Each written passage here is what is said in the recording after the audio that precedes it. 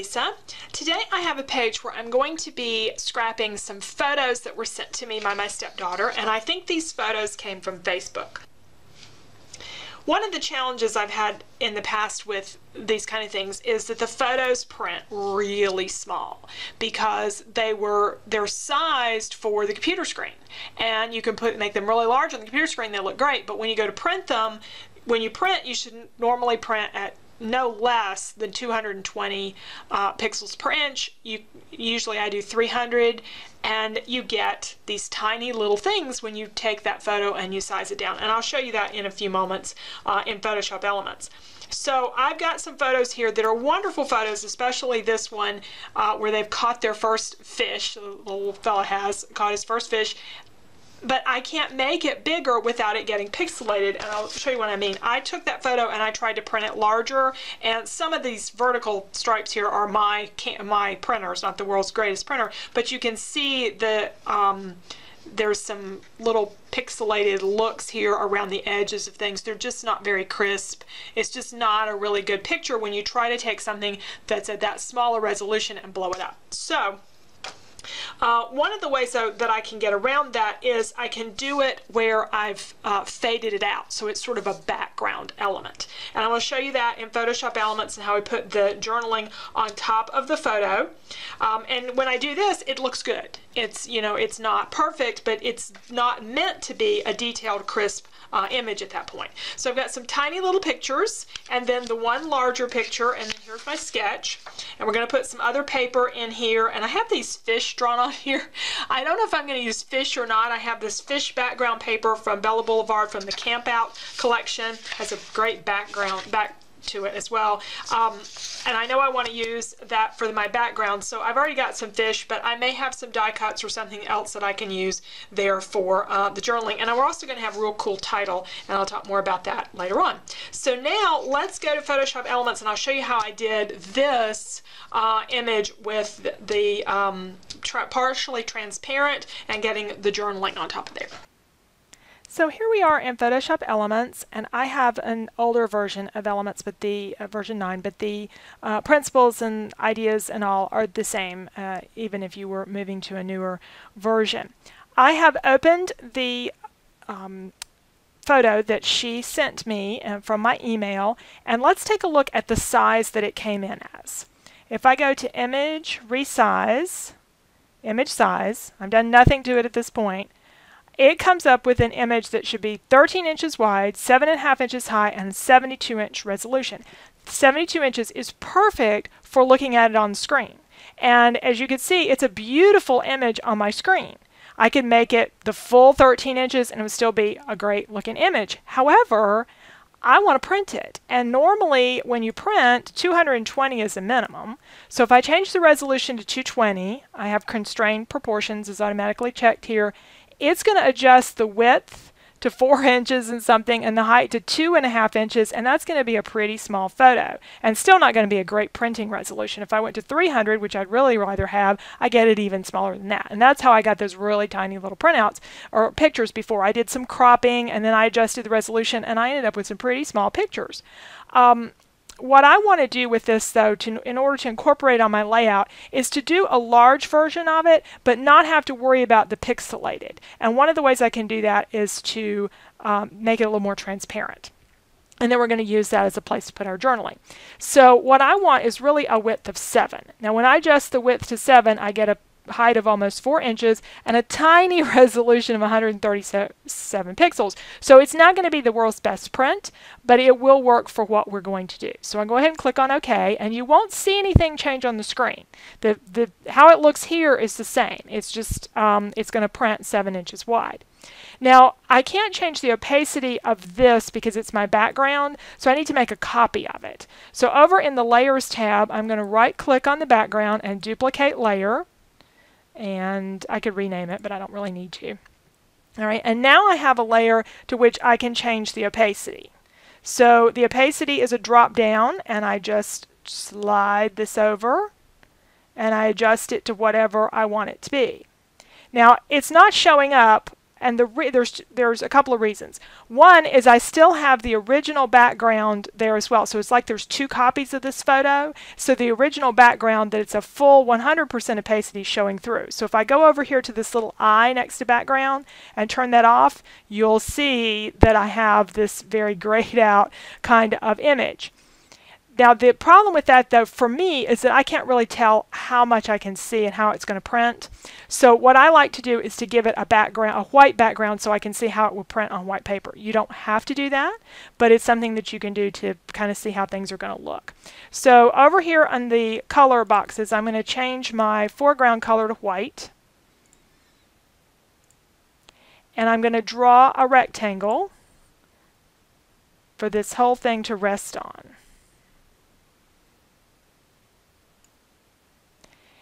And then on the Layers tab, I'm going to take that shape and move it down below. Well, I'm going to try to. We'll move the background copy up. At any rate, I want the shape below the background copy. And now I can see what my opacity is, and 50% is pretty good. I could even probably go a little lower if I wanted to. Make it even paler. So it's just really what I want it to look like. So I think I'll stay here at the 50% around that area. Now I'm ready to put in my journaling. So I'll go to the text tool. And right now the text is set at white. I think I'd rather that be black because I don't think the white is going to show up. I could make it any color, of course. It's set for 12 point, and I chose the Comic Sans font. That's not what I did on my sample over there that I'm actually using for the page. I had used Georgia, but Comic Sans is probably cuter for children's pages. I know that's not a font that everybody likes, but it's just something that was handy for a children's page. So we can always change it.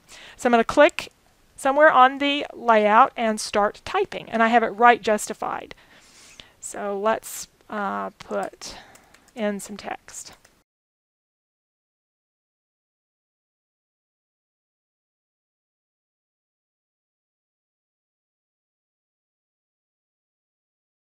Okay.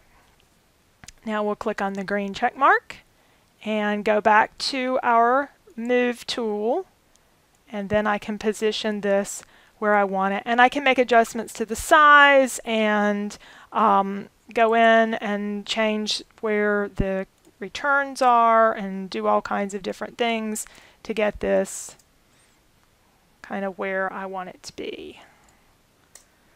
All right.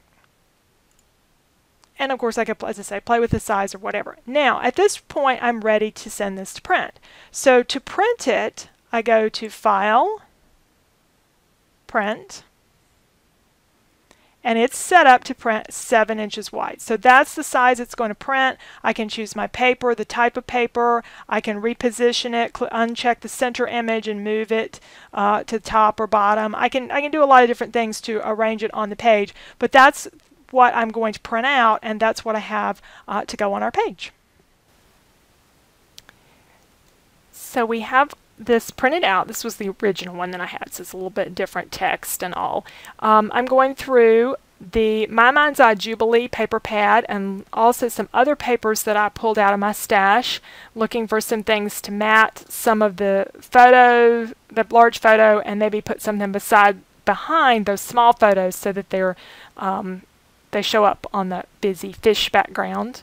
There's a stripe there I really like. I think they look good on that. I love all the papers in this paper pad. And I pull out this polka dot. I'd like to make that work because the colors are just perfect, but I don't really quite have a good place for it.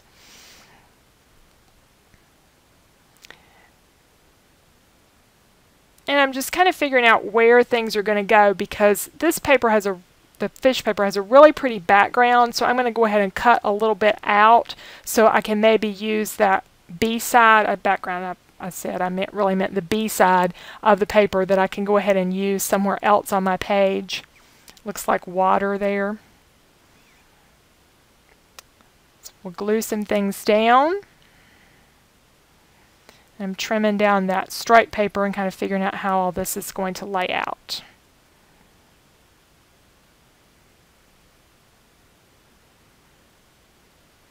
So make these little photos show up a little bit more by giving them that matte and then duplicating one with the kind of shaded or transparent look to it. All right, now let's work on our fish. I do have a silhouette die cut that I can use for the fish, and these 6x6 paper pads are wonderful for doing die cuts. Now I'm going to go ahead and tell you up front, I am not the world's best paper piecer, which you're going to soon see as I struggle to put my fish together and get my pieces where they're supposed to go and get them lined up and glued neatly. I don't do the best job in the world at this. But I have ways, like everything else, if you don't do something well in scrapbooking, there's some way to deal with it. There's a way to cover it up and make it look like it was supposed to be like that. So, and I accidentally cut that green paper. I didn't get all of his little fins. Is that tail? His little tail, whatever the back of the fish is called. I didn't quite get all of that cut out of the green, so I'm going to end up trimming a little bit of the yellow off to make up the difference, and you'll see that orange show through. He's a very colorful fish. And I had a dickens of a time with these gills, figuring out how they went. I had to keep going back and looking at the original to figure this out. I glue a lot of these with Zig glue pen. And I probably should have done the gills in some contrasting colors because all that yellow sort of blends together, but we're going to deal with that in a little while. I've got a way to handle that. What ends up happening is some space between them kind of shows. My gluing, let's say my piecing is not the best in the world, but we're going to fix that.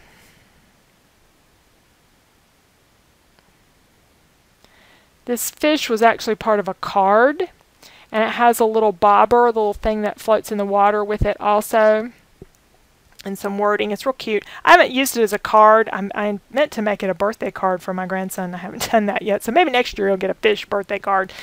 It's always nice to get more than one use out of your die cuts, even the more themed ones.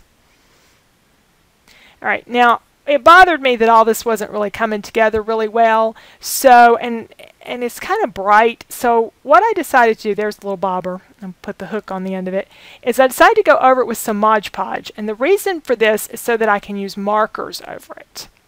This is something I learned from Christy Tomlinson's Mixed Media. One of the things she uses in Mixed Media are these Faber-Castell big brush markers. And you can put them over a smooth surface like Mod Podge and they don't dry immediately. Now if you put them straight to paper, they're going to dry. But if you put them over the Mod Podge surface, then you can smear them around a little bit and use them for shading. And I'm sorry I have my head in the way. I couldn't really cut that out and still have you see what's going on. But I am just outlining the fish with colors that coordinate and then using my fingers to smear that around. Now you might like the fish better before or you might like the after. You'll just have to decide which way you think looks the best, but this is just a different way of doing him, and he gets a little more customized by adding some of those markers. I could probably have used my Stampin' Up markers. The reason I use Faber-Castell, the reason she uses them is because they're permanent, because then you can go over them with other layers, put more Mod Podge on. I'm not going to do that, but the reason I'm using is because I know they work for this, and I know I won't mess them up running them over a Mod Podge surface. My Stampin' Up markers, a lot of them are discontinued colors, and I don't want to have anything happen to them because I can't replace them. Okay, so we're going to kind of get some of that shading in there and kind of fill in some of those gaps that I have in my piecing. All right, now I'm working on the title.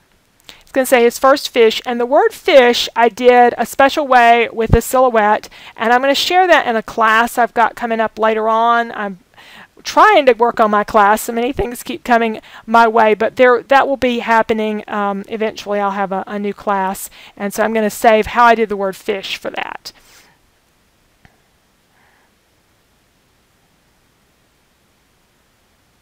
Okay, and we're just sort of putting everything together and using my ruler to keep it straight.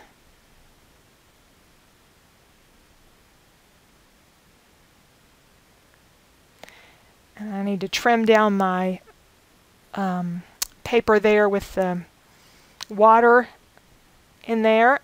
It's real cute. And put the bobber on and let it kind of come down beside of the photo with its little hook.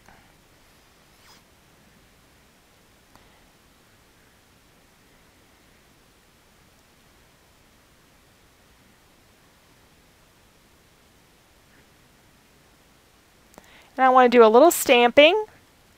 This is a Technique Tuesday stamp set. I've used this a lot of times before, and I've complained that I have trouble getting it to stamp a good image. This time I used some Colorbox fluid chalk ink, which I thought I had tried with these stamp sets before, but maybe not, but it did a really good job with them. Okay, we're almost done with the page, except this I've got, I think, slightly crooked, and I have some really cute trim here that's just right for this. So I'm going to glue that on up at the top.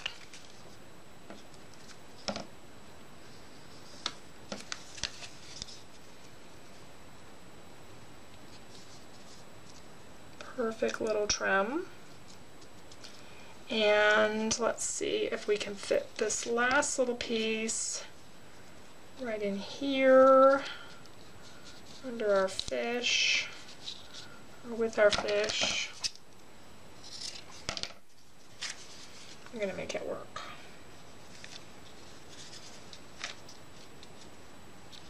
Well,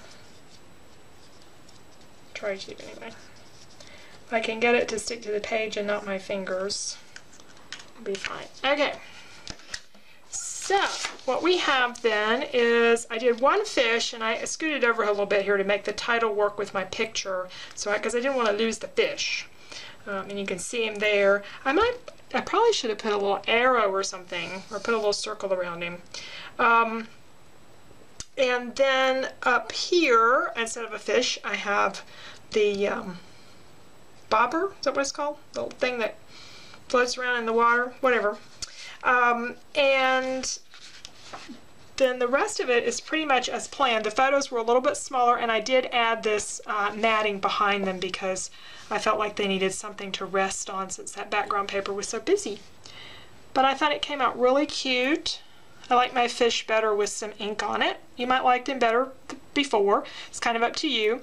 The way I did the word fish will be part of a class I've got coming up in the future here, so we'll save that for another time.